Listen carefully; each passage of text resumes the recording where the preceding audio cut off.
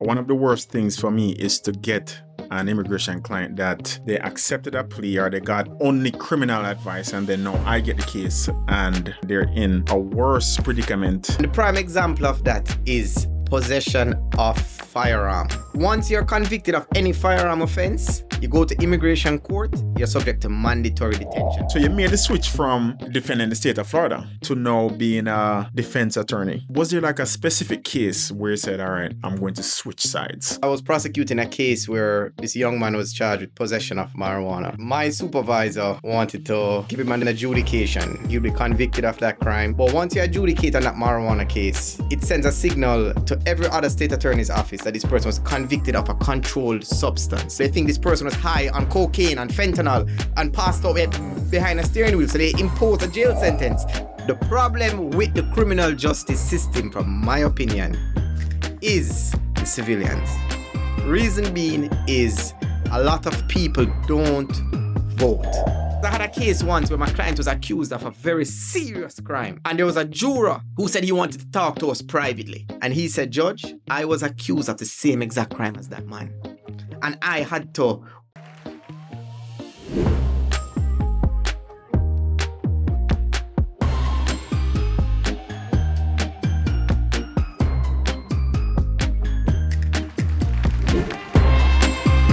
Back to another episode of the Attorney Sékou Podcast, where law meets life.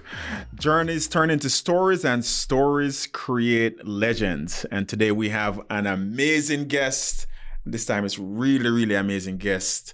One of my best friends. We've known each other since high school. But outside of that, this is Attorney Jaime Aird, former prosecutor to now well sorted after criminal defense attorney, immigration attorney, has beat murder trials, has had 7-figure verdicts, and we have him here today. Attorney Aird, welcome. Thank you. God is good. All the time, God is good. All right, so Jamie, we're going to jump straight into it, my brother. So we've known each other since high school, right? But back then, if I said you would become one of South Florida's leading criminal defense attorneys, right? What would the younger aspiring prosecutor version of you have said to that? As in high school days, I would say believe in yourself. Yeah. Doubt has killed more dreams than anything else. Yeah. I would say believe in yourself. You can do it. And don't listen to other people. Just believe in yourself. Definitely, that's the advice I would give the younger me, is push through, because doubt has delayed a lot. That's true. But God can accomplish anything through God. Absolutely. One of the best sayings I've ever heard is the cemetery, the graveyard is filled with the most dreams. Right? Because so many people die with dreams because of delay. Fear of trying. Fear of trying. All right. So pivot, right? So you made the switch from working at the state as a prosecutor, right? From defending the state of Florida, right? And you made the switch to now being a defense attorney. What was there like a specific case where you said, all right, I'm going to switch sides? Right. All right. I started off as a prosecutor in West Palm Beach, and then I went to Miami-Dade. And Miami-Dade handled things a lot different than West Palm Beach. And there was one case in particular. But there are two reasons. Overall, I'm going to give an overall reason as to why, but there's one case in particular that stood out to me.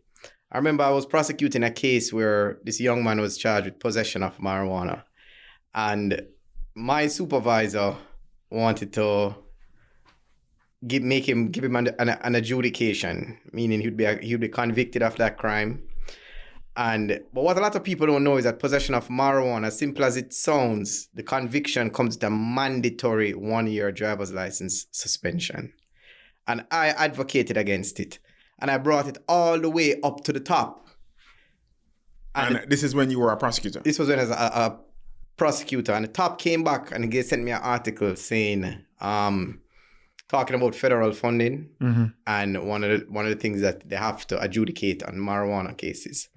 But once you adjudicate on that marijuana case, it sends a signal to every other state attorney's office that this person was convicted of a controlled substance. It comes with a mandatory driver's license suspension plus the controlled substance conviction.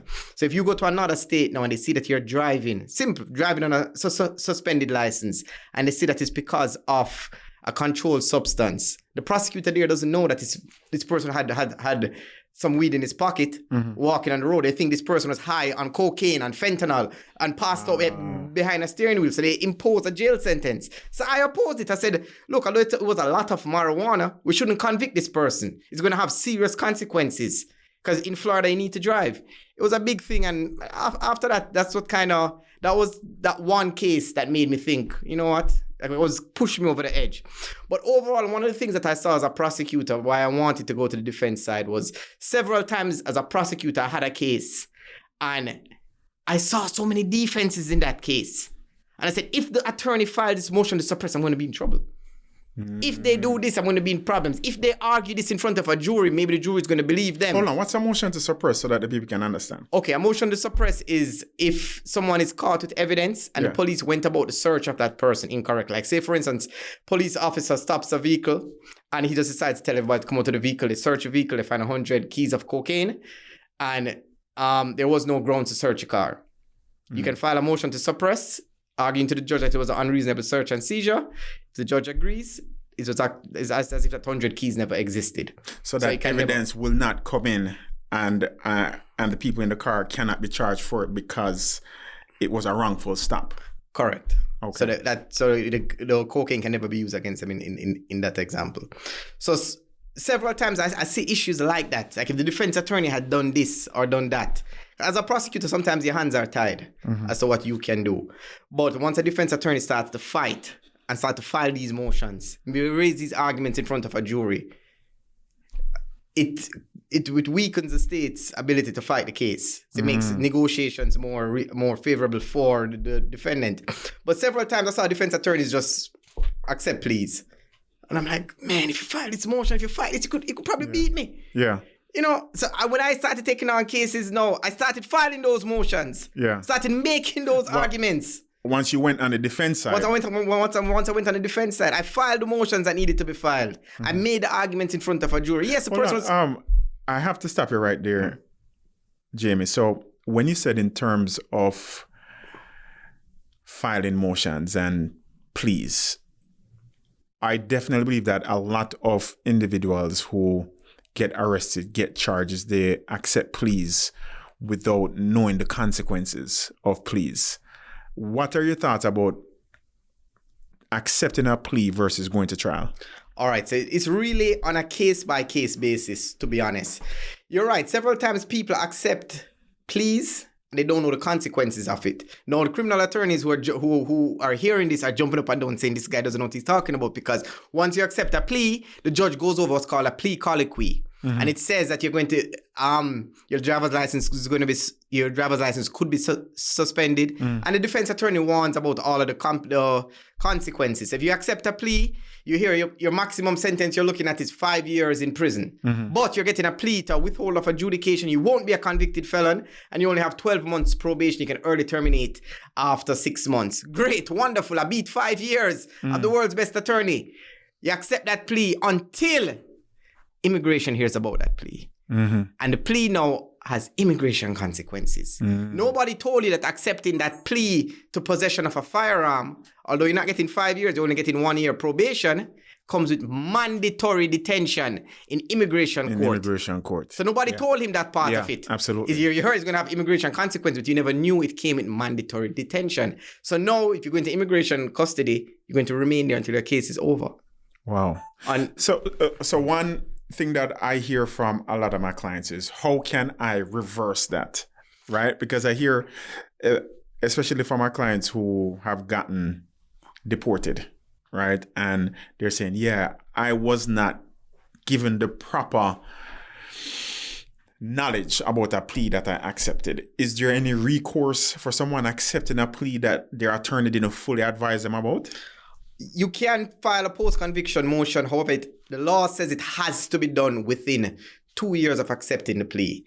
Now, I have gotten cases reversed or I've gotten charges changed, and I've won on post-conviction motions more than 2 years.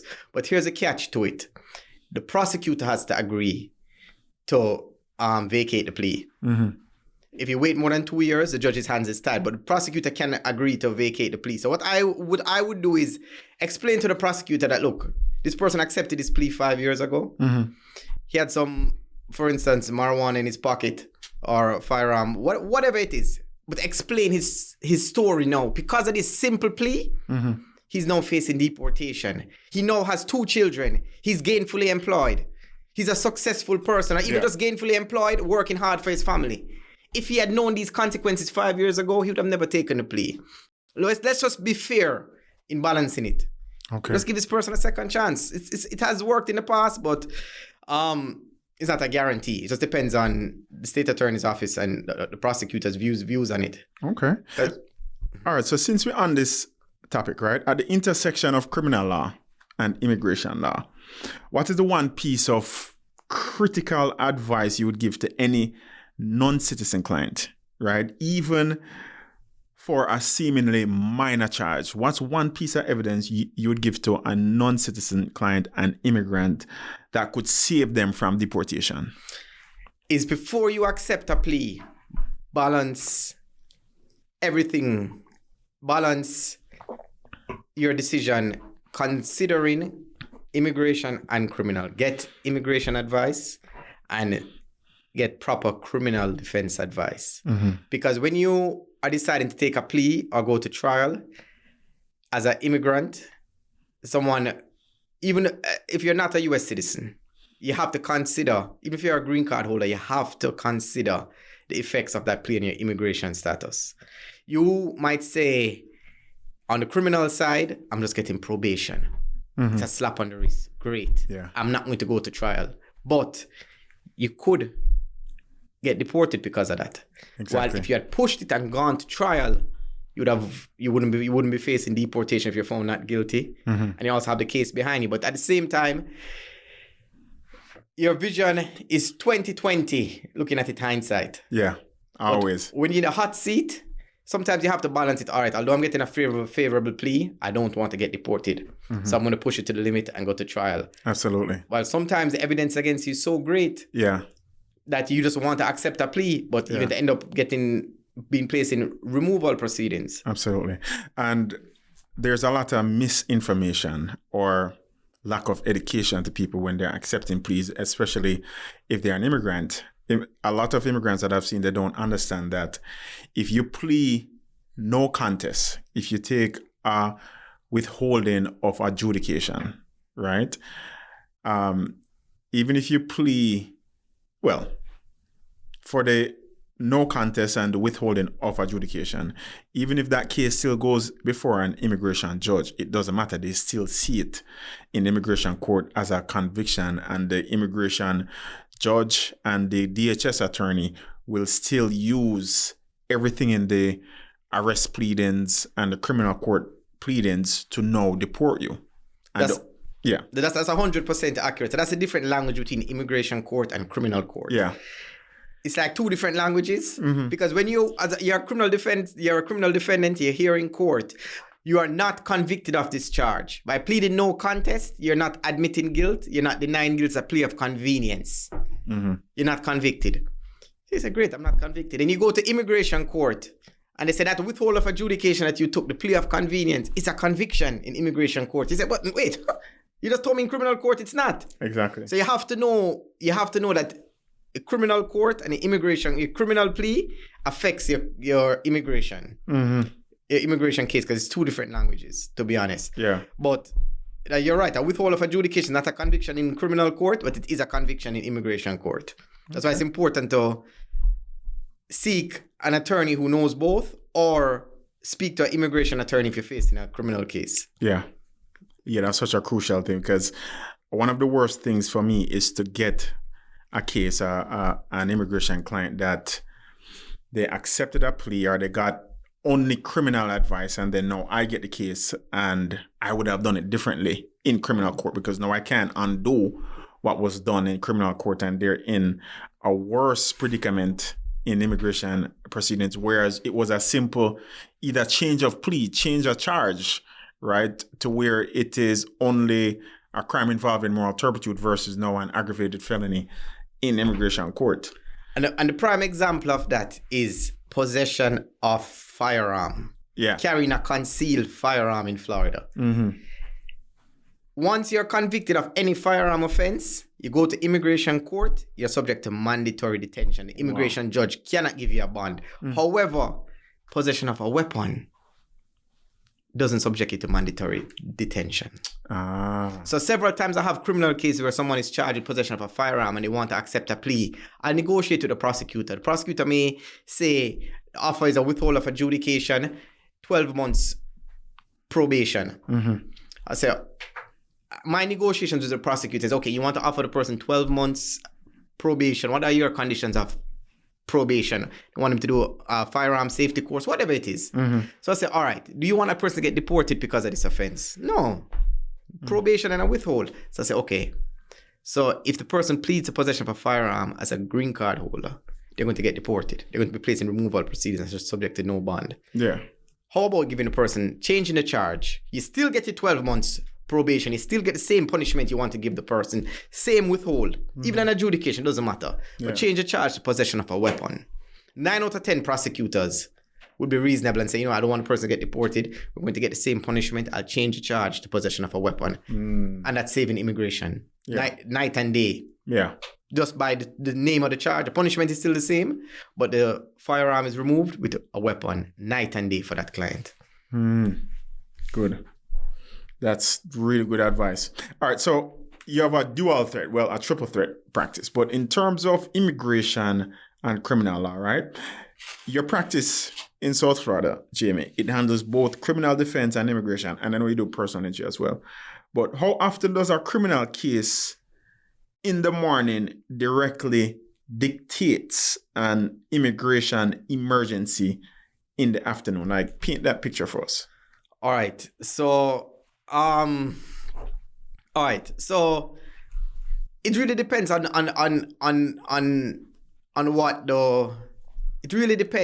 what the crisis is, both immigration and criminal.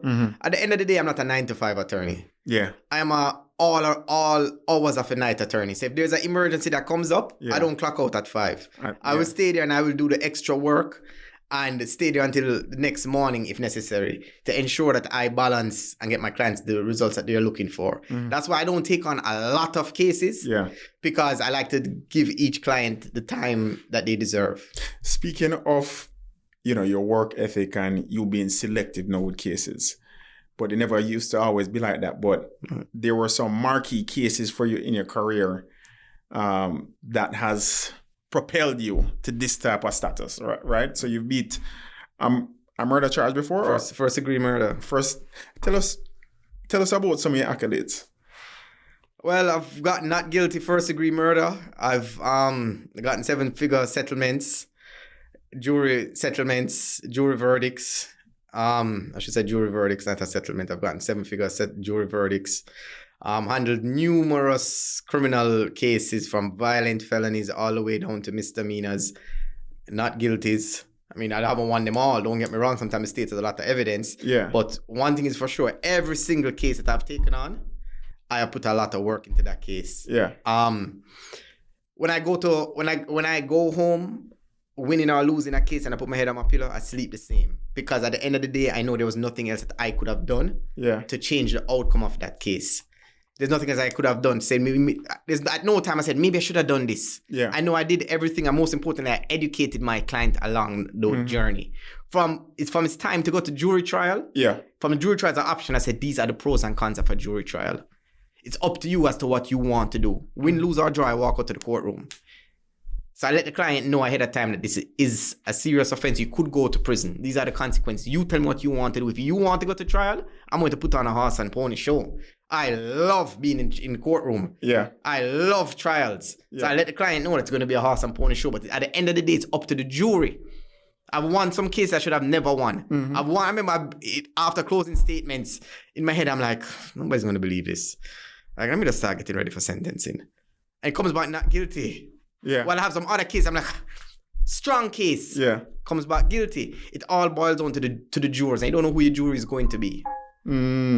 So there are two cases that stand out in my mind that you and I worked together. And I remember the first one that we did together, this was probably like 2018. It was a federal case and we were preparing the client, and it was the first time us actually going into the jail to really interview the client and prepare her. Right. I remember. And it was like Batman. It was like a whole transformed Jaime Aird, when the way how I saw you go about the questioning and preparing her, it was so meticulous, it was surgical. Right. And we got a good result for her. And it was in that moment, I was like, wow. I mean, I'm on the immigration side, and seeing your work on the criminal side was like, whoa. Because as a prosecutor, you have to prepare every case as if it's going to trial. Yeah. Because you don't know which case is going to go. It's up to the defense if they're going to accept a plea or if they're going to go to trial. So you have to prepare, especially when it's in Palm Beach, you prepare every single case as if it's going to go to trial. Yeah. So at the end of the day, you have to have your trial, you have closing statements. Yeah. From you first start the case, you have to prepare your closing statements. Yeah. So that's the same approach I take on the defense side. I always prepare in a case. I always take on a case from the beginning. I always prepare it as if it's going to go to trial. So I'm working on my closing statement from the client first comes in. What can I say to the jury with this case? If the client wants to accept a plea offer, great. But I want to be 10 steps ahead of the prosecutor. I don't want to be on the eve of trial saying, hey, can we work this case out? I want the prosecutor to call me and say, Mr. Aird, how can we resolve this case? Because I know the case so well. Yeah. So I want to be 10 steps ahead of them. So that's why I take it on from the beginning. I'm thinking about closing statements. And then the next memorable one is, we didn't get the result that we wanted in that one, but we went down to that county, not a very favorable county for our client. Our client was in custody, and you put on a hell of a show. Right. And even though it didn't go the way we wanted, everybody in the courtroom, even inmates, started calling you, talking about the show that you put on. I remember that case. I had to fly. I won't say which county it is, but I had to fly, drive. It took a while to get there. Yeah. There was no airport you could fly directly. You had to fly somewhere else and then drive over there. And I prepared so much for that case. It was a serious felony, and I prepared so much for it. I knew the case inside out. Yeah. That once the judge was asking questions, I was able to cite to different police reports and saying, Judge, but this officer said X, Y, Z. Anyway, and the judge denied my motion. Yeah. And I remember I felt so defeated. I came out of there saying I was putting in so much time in this case, and the judge denied the motion. And then the client called me from the jail, saying, even before the client called me, the prosecutor, when we went outside, the prosecutor said, You're gonna be a tough opponent or something like that. So you put on a hell of a show. Yeah. And I was like, but bro, I lost. He's like, but if that was a jury, I mean, I don't know. But you put on a hell of a show. Yeah. And even other people in the courtroom, when I was walking, I was like, can I get your card? I'm like, bro, I just lost. Yeah. I just lost. Why you want my card? And then I spoke to the client when he was in custody. He called me that evening and he said, man, everybody in here is talking about you did such a good job. I said, but I lost. Yeah. He's like, no, but you presented my case in front of the judge. You presented my case just as I wanted it to present it. There's nothing else you could have said to make a difference. You never missed anything. And at that moment I said, as long as my client is happy, I knew that I did everything that I could do, that was the most important part to me. Yeah. Yeah. All right. So having seen the justice system from both sides, right? Do you believe that the system is designed to find the truth, or it is primarily about winning and losing? The system is designed for us as the civilians to have the power in the system. So anybody who says the system is flawed is wrong. Anybody who says anything negative about the system is wrong. The problem with the criminal justice system, from my opinion, is the civilians. Reason being is a lot of people don't want to serve on a jury, and a lot of people don't vote. When I say vote, I'm not talking about presidential vote. I'm talking about voting for state attorney and voting for sheriff. So when you look at a lot of the police brutality videos, we see it all the time. After George Floyd, there was a bunch of videos that came out afterwards. Yeah. And I'm so tired of seeing it. And the question is, why does this keep happening? Ask yourself this now. Did you vote for state attorney in the last election? Who was running for state attorney? Did you vote for sheriff? Who was running for sheriff? What do they stand for? Yeah. And if you can answer those questions, then you're not a problem. But if you can't answer those questions, then you've seen the videos and you've thrown your hands up and you said, you know what, it is what it is. I am not going to take the power into my own hands to make a change. But what about the people who say, police brutality does not start from there. Police brutality starts from the actual police who aren't, who don't have the proper sensitivity training, the police who they have an ego and they're trying to find a reason, or the police who they have a gun and a taser, but they fear a person because of the way how they look. Don't get me wrong. I have a lot of amazing friends and colleagues who are, fine officers and sheriffs, but when it comes down to police brutality, somebody will say, no, it's going to happen regardless of who you vote for. All right. So I do agree there are a lot of great police officers out there. There are a lot of great people in every industry, but you have the good and the bad in everything. You have great police officers and you have not so great police officers. However, the issue comes up now. The reason why I say voting is so important, if you keep seeing police brutality from a certain police force, or if you say, even in one police force, you see a video, and now it's time for that sheriff to be re-elected, and because of what one of his officers did, he's not going to be re-elected anymore. I know if I was that sheriff, and I know that the civilians are not going to re-elect me because of what someone under my direction did, I'm going to make sure everybody's following my direction. The problem that comes up now is, when it comes on time to vote, if we as civilians are not voting for the sheriff in our county, as a civilian, you know who is voting for them? One person who is very interested in who the sheriff is? Police officers. Police officers will vote, yeah. So the police officers, so now you as a sheriff for a county, and you are elected by the people in your community. Now, you are going to try to satisfy your voters. The people are going to put you in. So if we are not voting as civilians and the police officers are the ones voting, who do you think the sheriff is going to want to amend his policies to satisfy?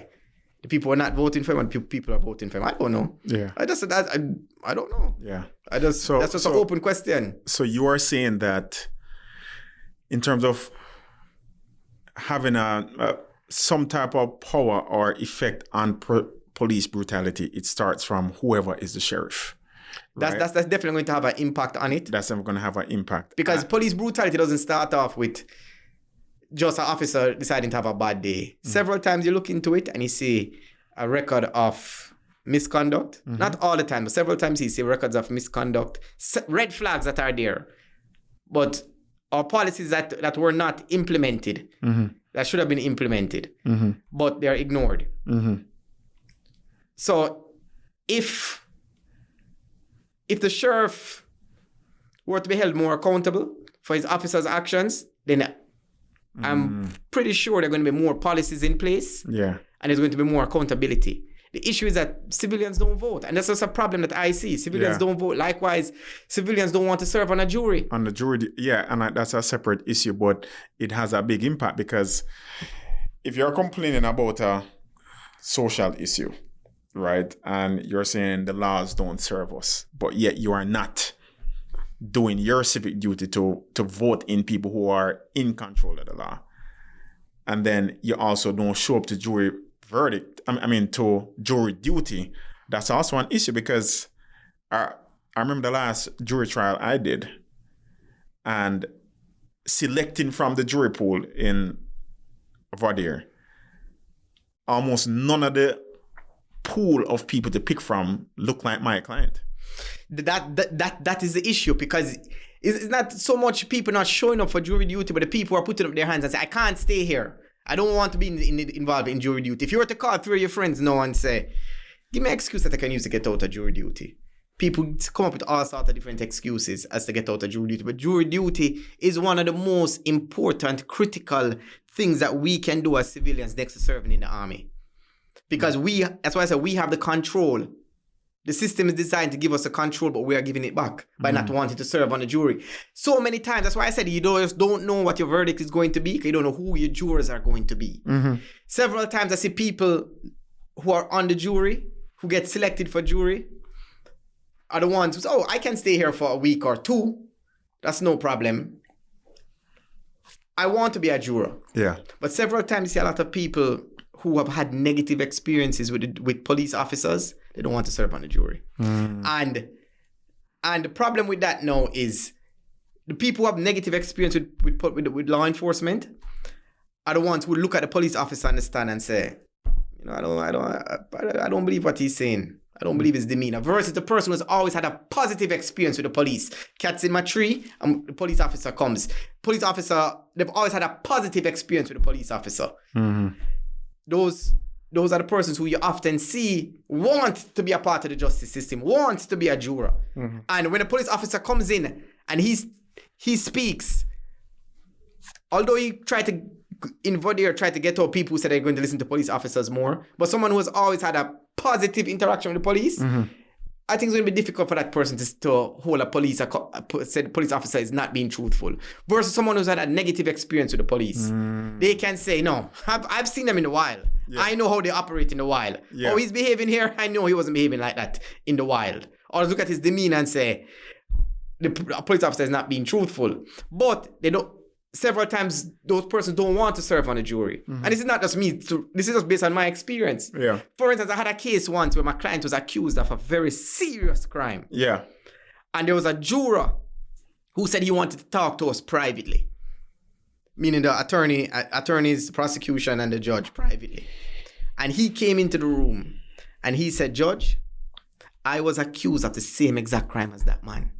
And I had to borrow money to hire a strong defense team. And we went to trial and I was found not guilty. I know exactly what he's going through because I was in his seat.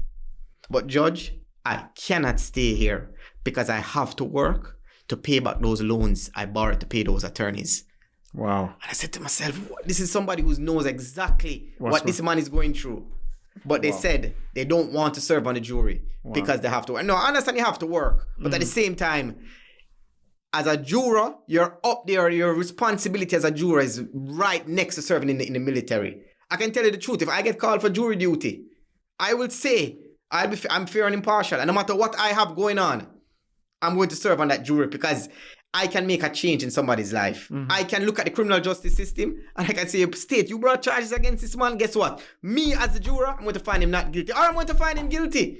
But serving as a juror, you can control the criminal justice system. Because when a police officer comes in a police brutality case, police misconduct case, and you as a juror there, you're saying to yourself, no, police, you're wrong. Yeah. So it sends a signal now to other police officers. Prime example, Corey Jones in West Palm Beach. West Palm Beach State Attorney's Office is creme de la creme.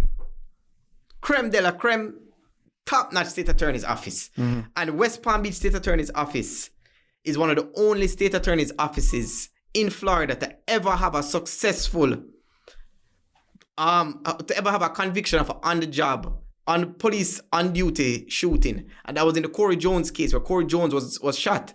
It sent a message to Corey Jones was shot by a police officer. It sent a message to the police community that the State Attorney's Office doesn't care if you're wearing a badge or not. They're treating everybody fairly. Palm Beach said we're treating everybody fairly, and we believe we can get this conviction. We based on the evidence, they believe they could have gotten a conviction. They had probable cause, so they decided to make the arrest of the police officer involved in the Corey Jones shooting, and they went all the way to trial. And the police officer was found guilty. That sends a message to all other police officers in West Palm Beach now. Before you conduct when you conduct a traffic stop, before you reach for that firearm, know that you're going to be held accountable just like a civilian. So it sends a message. If that message was being sent to every police department, Maybe a police officer would think twice about reaching for his firearm and pointing it at somebody and say, hands up. Because they know that if they make a mistake or if they shoot somebody that never deserved to get shot, they're going to be held accountable. Yeah.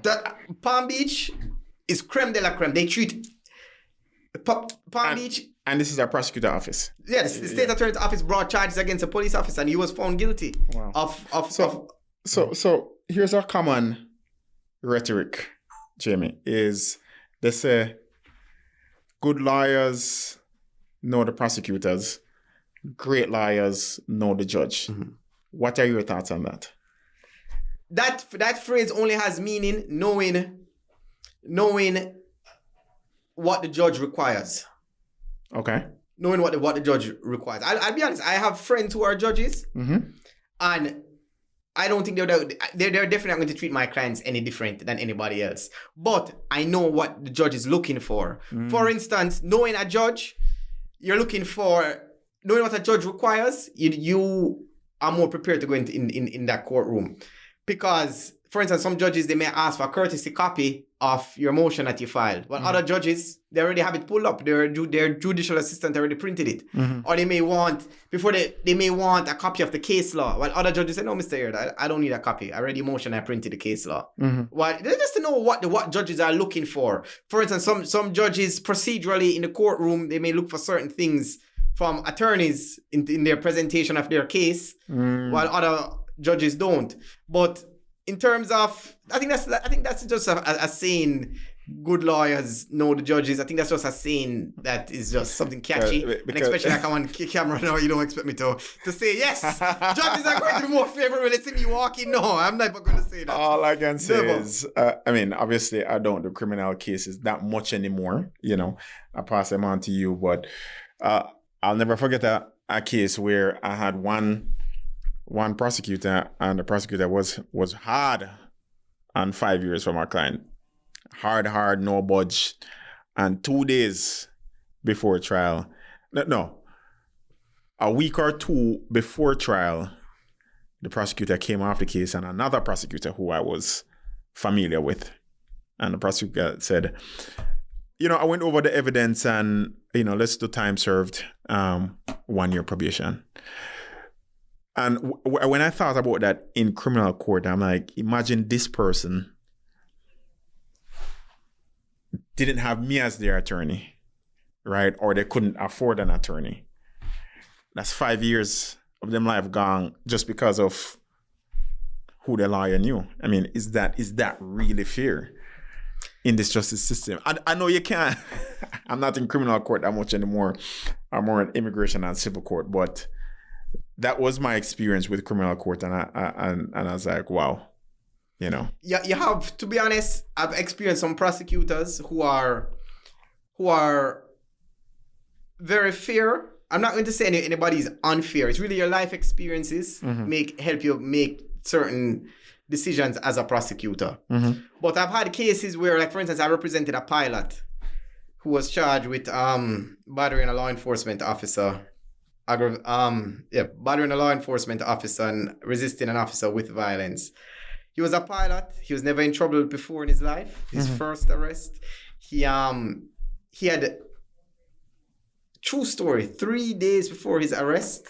3 days after his arrest was his scheduled interview for immigration for his adjustment of status through his marriage. Oh my God! And he went to the immigration interview, and the immigration officer said, "Sir, we're going to approve you pending the outcome of your case. If you can send in a case disposition showing the case is dismissed before the timeline expires, we'll grant you the green card. If not, we're going to have to deny it." Anyways, I contacted the state attorney's office and I said, "Look, how about to give this guy diversion?" He made a mistake. Everybody makes a mistake. He made a mistake. And this was a pilot. Yeah. Pilot. It's alleged that he had too much to drink. And I said, how about we just give him a diversion? He said, no. It was a straight prison offer. And eventually they gave him a probation offer. But I said to him, just like what we were talking about earlier, I said, amigo, here's the situation. If you're found guilty, strong possibility you're going to go to prison. if you take a plea of probation, you're going to end up in immigration court and it kisses adjustment of status goodbye. Mm-hmm. The possibility of you getting your green card is extremely diminished by taking this plea. Mm-hmm. If you want to go to trial, I can't guarantee you the outcome of this case. But if you're found not guilty, it's going to change your life. And I remember I prepared for this case. I did so much work on this case. Mm-hmm. And went to the morning of trial. I remember the prosecutor, she was very experienced prosecutor, top-notch prosecutor. Yeah. Top-notch. But I spent so much time on this case that I knew every error the state made before going to trial. And for instance, there was one error that they made. They charged him with trespass of an occupied dwelling. Mm-hmm. They should have charged him with trespass of actually just try the whole trespass thing. But we went to trial on the case and he was found not guilty. Wow. And on one of the charges, they came back guilty. But the judge reversed his earlier... Well, the judge reserved on his judgment of acquittal. And then the judge granted the judgment of acquittal, meaning all his charges against him were gone. Wow. And I remember me and the judge were going back and forth. Because he was resisting the officer with violence. And I was saying, Judge, this is not the officer. Because he was off duty and he was being paid by the club. He was being paid by the club as working as a security guard in his uniform. So he was not a police officer. That was one of my arguments. I mean, they had it on camera where he kicked off the police officer's body-worn camera. It flew in the air. Mm-hmm. And my argument is this wasn't a police officer. This was a security guard using a badge. And one of my employees was using my name to get clients, that would have been a problem. But anyway, my argument was he was not a police officer. And this judge said to me, I remember like yesterday, the judge said to me, Mr. Aird, so you're telling me if a police officer went into 7-Eleven and he was attacked by someone, it wouldn't be bothering a law enforcement officer? I said, no, Judge, I never said that. In case XYZ, it said an off-duty officer was in 7-Eleven. Same exact example. I had the case law there. I thought the judge knew the case, why he said 7-Eleven, just testing me. Oh. And I said, Judge, in this case, it said it. It was not an officer because he was off duty. Yeah. You can't be charged with bothering a law enforcement officer because he was off duty. He was not acting in his scope as a police officer at the time. Wow. And the judge was blown away. That's why the judge reserved the second judgment of acquittal. And when he came back guilty for the lesser included they came back not guilty on bothering a law enforcement officer. It came back guilty on resisting an officer without violence, the lesser included to resisting with violence. And the judge reversed it by granting the judgment of acquittal. And I strongly believe it was because of that case. But I was prepared to have the case law there already. Wow. So every step of the way. So in that case, this is somebody who went to trial and the justice system worked for him. Yeah. And he got his case dismissed. And he has his immigration interview coming up on November 20th to get his green card. Wow. So, I mean, all I hear is being extremely prepared. Right. Having the right judge as well. And having a little bit of luck. But preparation beat everything else.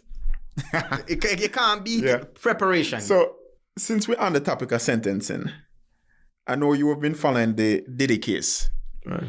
What are your thoughts on the sentencing of Diddy? I think it's very harsh. Yeah. I think what he was convicted of, the sentence was very harsh for Diddy. A lot of people put emotions into the Diddy's case, looking at what happened in the video, but we have to look at what he was found guilty of. Mm-hmm. And I think the sentence was very harsh for what he was found guilty of. Okay. That's just my opinion on it. Do you think President Trump should pardon Diddy? Well, President Trump made his explanation saying that Diddy said some things about him and he may not pardon him, but as to what look, I'm just a small little guy. I can't decide what the President of the United States should or should not do. Yeah. So, as it relates to that question, I'm sure President Trump will do what President Trump does. Right, correct. All right.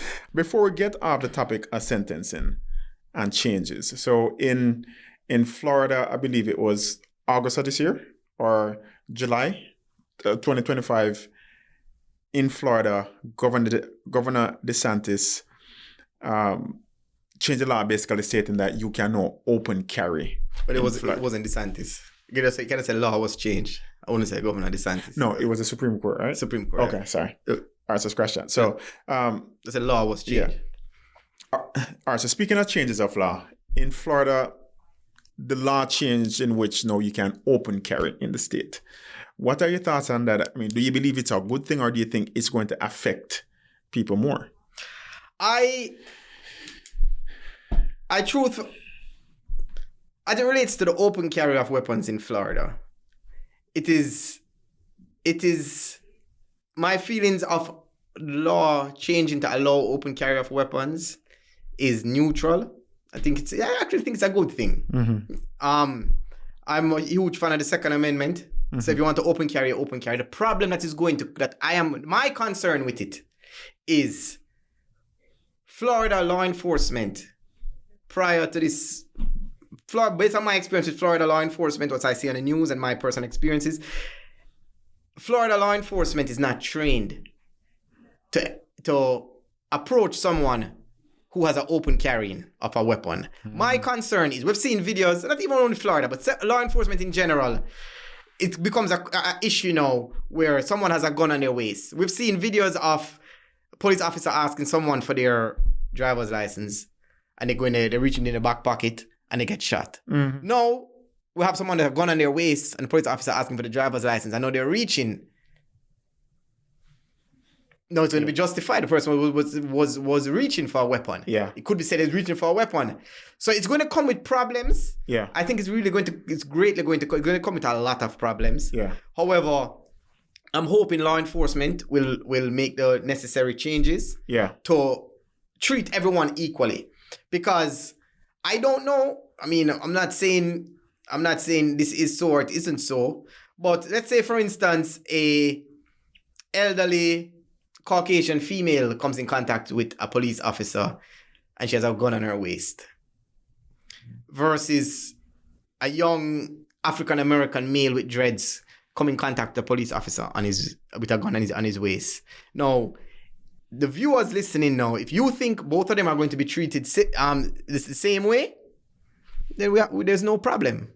If you think they're not going to be treated the same way, if you think one person might be treated, the officer might reach for his gun and say hands up, and not reach for his gun and say hands up to the other person, then we have a problem. Yeah. But I don't know how it's going to be treated, and I don't want to be the one to say my views, my opinions as to who is going to have their hands up in the air. Yeah. But if everyone is treated the same, there shouldn't be a problem. But at the same time, people have to be educated about the gun laws. People think now Florida is like an open carry. Just like when the law changed from carrying a concealed weapon where you no longer needed the concealed weapons permit. Yeah. The difference between getting a concealed weapons permit and not having a concealed weapons permit is really just a class and a background check. Yeah. You do a safety class, teach you how to carry a firearm, teach you the rules of carrying the firearm, and then they do a background check. Mm-hmm. Then you get the concealed weapons permit. When the law changed and people were carrying guns, even before the open carry, one of the biggest problems I saw was that people who were not qualified for carrying a firearm were carrying a firearm because they thought, because the law changed, if they had done the course and the background check, mm-hmm. then they would not be carrying a gun. Mm-hmm. For instance, let me give you an example. For example, you cannot carry a firearm in Florida if you have a medical marijuana license. Yeah, that's huge. It may sound crazy, but but nothing is stopping me. But is that still the case? That is still the case, because at the federal level, marijuana is illegal. And you cannot have a firearm and have marijuana. The main thing is, if you can go to a gun store mm-hmm. and you can fill out that form honestly, and you get possession of a firearm, then you can carry that firearm. A lot of people, they buy, because Florida is a very gun-friendly place. Correct. A lot of people buy a firearm from a friend, or they buy it from different places that they don't do the proper background check. Yeah. And as a result, when they get caught, stopped by the police under the firearm, they realize, oh, I'm not allowed to have a firearm. You might be under 21, although recently a judge in Broward ruled that unconstitutional. But separate and aside from that, you might be under 21. If you have certain criminal convictions, you can't carry a firearm. So hold on. So you need to be 21 to purchase a firearm in Florida, or 18? You have to be 21 to purchase a handgun in Florida. Okay. But if it's for hunting purposes. Hold on, I came in some deep waters. I don't quite remember. Oh, okay. All right. So changing gears, right? Jamie, if you had one final phone call left and you could only speak for 1 minute, who would you call, and what is the one thing that you would say? I'd call my father and I would tell him, thank you. Thank you for being very strict. Ensuring, because my father, although he's passed away now, rest in peace, he made a lot of sacrifices for me and my brother's education. And he was very adamant about education. By the way, all of your brothers are attorneys as well, right? I have 2 brothers who are attorneys. Yeah, There's 4 of us, and so 3 of us are attorneys. Okay. But he ensured that we had the tools necessary for education. And education really made a huge impact in my life. And he ensured he worked hard to ensure that me and my brothers had the opportunity to go to school. And he passed away shortly before I graduated from law school. And I would just want to tell him thank you for his hard work that he did, making those sacrifices. Wow. Because education has really changed my life. And I wish he was able to see me in trial. My mother has seen me in trial. A lot of my family members have seen me in trial. And I wish he was able to see that. Right. True Jamaican father. Right. What is the single piece of advice that you've been given, right? And how has it guided you through the most difficult moments of defending a client's freedom and future? What's the best single piece of advice that you've gotten? Really, when I was younger and I used to work at my father's office, I remember one time I was tasked with a job and I messed up the task because I was just, I was young. I mean, I'd say when I was working in this office, I was talking about I'm like 12 or 13 at the time. But I was young, he instilled that into us. And I didn't take it serious. I was inputting some data into the computer and I made some mistakes with spelling out people's names. I was rushing because, I just wanted to hurry up and just call it a day. And when he was checking it now and he saw that I made a mistake, I remember he blew up on me. And he said, if you are going to do something, you do it properly or you don't do it at all. At the time, I felt like an ant, the way in which he spoke to me and put me down. But that still instills in me to this day. If I take on a task, I am going to do it to the best of my ability. Several times people come to me and ask me to take on a case and I say, look, I can't take on a case. Either because I have too many cases working on or I just don't believe I can give you the result that you want. I will turn down a case. But once I take on that case, I'm going to give it 100% because my father instilled in me. If you're going to do something, you do it to the best of your ability.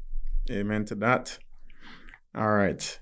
Moving on. And that's such an impactful statement, especially in this generation where instant gratification, people want quick results, people think that they can rely on AI to do work when they don't realize that no matter how many people you have working for you, no matter if you have AI doing things for you, no matter what the result is, you still have to do the work. There's no getting around doing the work. There's no getting around putting your skill set, your talent, and experience into doing work. And I think in this generation, a lot of people are missing that mark, thinking that everything is easy because now you have social media, you see all these people on jets doing this and that, or you see other attorneys flashing, but they don't see that you still have to do work the right way.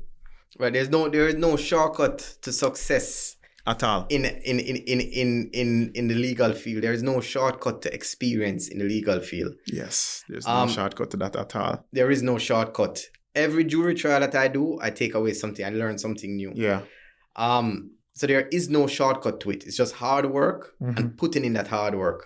All right. So how does your Jamaican culture, right, your Jamaican heritage influence, your success today and how you perform in court? Like, do you feel like it gives you a different perspective in justice, or it gives you an advantage to connect with jury? huge. Yeah. Because knowing the difference that green card made in my life. Yeah. Knowing that when I represent a client, for instance, a pilot I was telling you about earlier, knowing that if he was convicted of that case, he would have lost his green card. If he took a plea, he would have lost his green card. It puts me back into that position when I know the difference, the opportunities you have in America. Yeah. Because coming from Jamaica and opportunities that I've had in America, I know the impact of losing that green card can do for that person and the opportunities that person has in America. Yeah. So because of that, I work 10 times harder. Yeah. Because when you hire me for a criminal case, you also get an immigration advice because I can navigate both waters. Yeah. However, because I know the impact, the importance of that green card, important that person staying in the United States with their family versus being deported or going to prison, it makes me work 10 times harder. That's so true. And it's one of the things that I stand on in terms of my truth in being an attorney or even just being a person is because I know what it feels like not to have a green card. Right? And I know what it feels like to get it and you feel emboldened, you feel empowered, you feel free. There's not this cloud over your head. I actually feel like a person here. A lot of citizens don't understand that when a person is here and they do not have that green card and their intention is to stay and live here, you feel less than. People treat them less than. Or you go around hiding a part of you. And as a result, you take abuse, whether it's work abuse in a relationship, because you don't feel whole. But once you get that green card, it changes you. And of course, we're both Jamaican. So it definitely culturally and from a heritage standpoint, it helps us the way how we defend our clients. But there's a certain confidence about being Jamaican. Or you ever meet a Jamaican with a green card, it's a different type of confidence. Right. It's a different type of confidence. All right. So as we wrap up, I'm going to give you a sentence and put in a blank. So the hardest part of this work is grieving the version of you that thought blank. What innocence or belief did you have to let go of to survive in this field? I'll say it over again. The hardest part of this work is grieving the version of you that thought blank. What innocence or belief did you have to let go to survive in this field? All right. So to answer the first, or to answer the blank, would be to doubt in yourself. So the hardest part of this work is grieving the version of you that thought not to believe in yourself? Not to 100%. Because I remember when I was in law school, when I wanted to become a lawyer, my greatest fear was public speaking. Not only because I have a strong Jamaican accent. I can't really twing it to anger, but I have a very strong Jamaican accent. And I also had a strong stutter. Yeah. So combining those two, I was terrified of public speaking. And it was in my last semester of law school.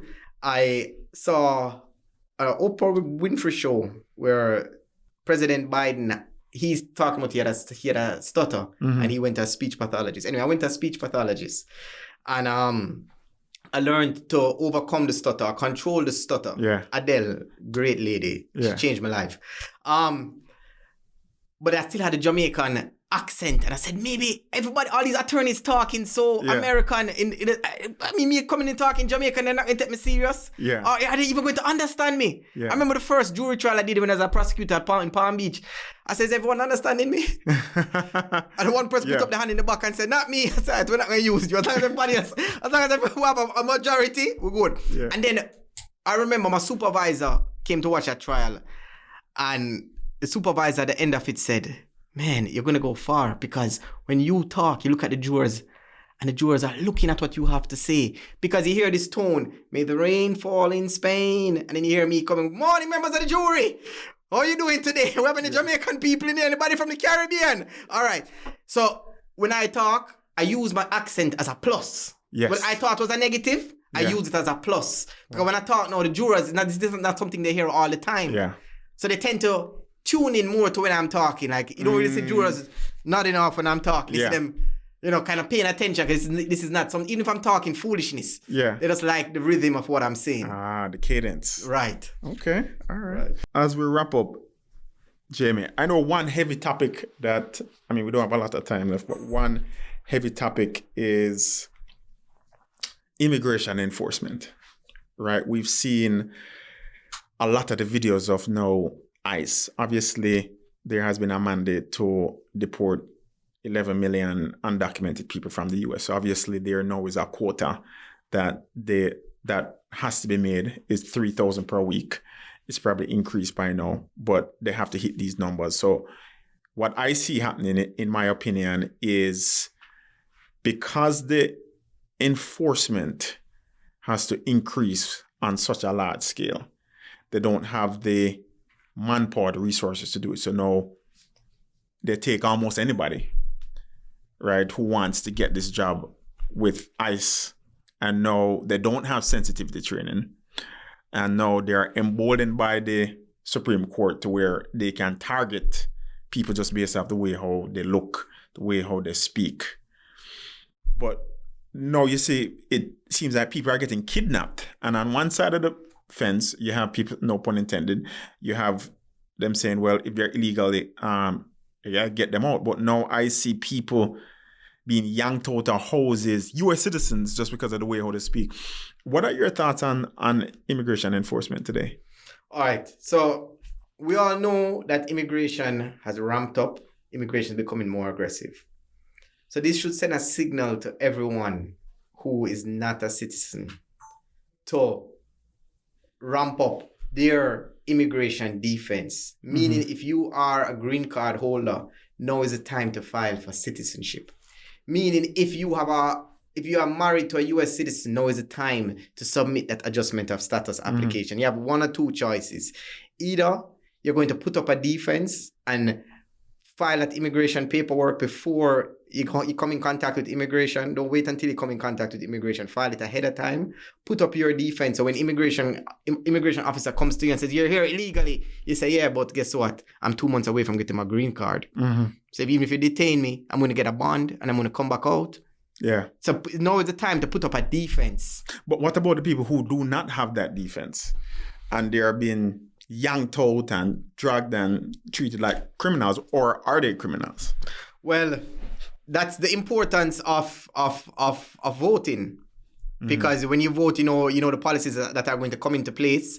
But at the end of the day, immigration, I haven't seen immigration doing anything that is illegal. When they are making the arrest, this is the law. This is the law. So although it's unfortunate and it's sad, this is the law. So the only thing that I can tell anyone to do is to put up your immigration defense. Talk to an immigration attorney. See if there's any angles that can help you with your case. 100% true. And if there's nothing available, then the law is against you. The law is definitely against you. And a lot of people don't understand that.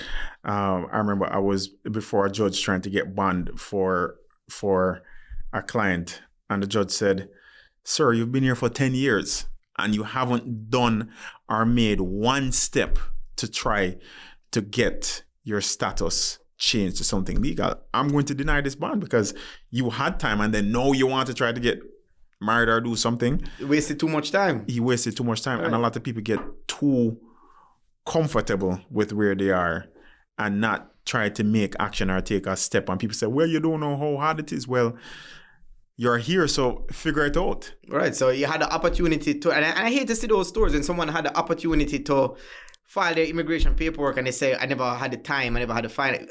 Several different excuses. Now is not the time to make excuses. This is what the law is. The only advice I can give someone is to put up a defense, file the immigration paperwork, try to get in status. And that's really the only thing that can be done right now. And by ICE detaining people, it is sad, but that is what the law is. And that's just where things are now. Immigration is getting more aggressive. Immigration getting more aggressive. Civilians need to filing their defenses. Okay. And last question, Attorney Aird. If you could give advice to anyone out there who wants to be like you who wants to pursue the life that you are on, where should they start? How should they go about it?